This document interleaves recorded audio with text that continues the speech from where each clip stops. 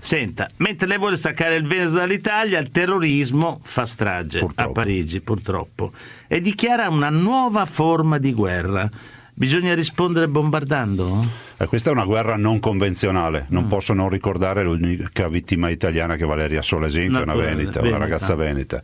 E direi che è fondamentale comunque non abbassare la guardia. Ma bisogna rispondere bombardando come chiede Hollande? Beh, Hollande lo sta già facendo. Sì, ma chiede la solidarietà di tutti. Beh, direi che una forza internazionale è comunque l'unico obiettivo, mettere assieme tutti i paesi. Diciamo che l'Europa al momento ne esce molto debole da questa partita. E quindi bombardare potrebbe riunificare l'Europa? No, il bombardamento non riunifica mai nessuno. Beh, se vanno insieme. Il bombardamento è un atto di sangue che dovremmo sempre evitare. La verità è che in questo momento siamo in grossa difficoltà. Cioè non c'è leadership in Europa? No, poca. assolutamente no. Non c'è una dimensione politica.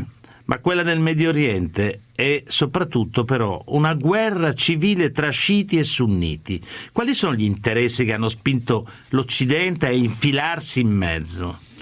Ma guardi, si leggono molte letture variegate su tutte queste vicende geopolitiche. Io penso fondamentalmente che tutto debba partire dal rispetto. Un rispetto che ormai non c'è più, e dalla condivisione anche dell'identità delle singole realtà. Ma alla fine, Presidente Zaia, chi ci guadagna in queste guerre?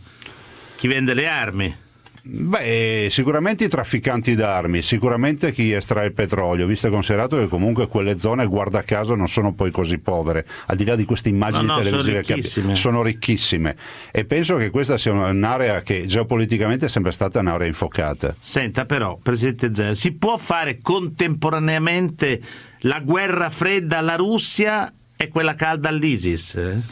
Beh, direi che rispetto alla Russia dobbiamo modificare il nostro atteggiamento, prima cosa fondamentale. Seconda cosa fondamentale, è bene anche chiarire le diverse posizioni, visto che all'interno del G20, dalle informazioni che abbiamo, qualcuno anche sostiene questi terroristi, no? Direttamente o indirettamente.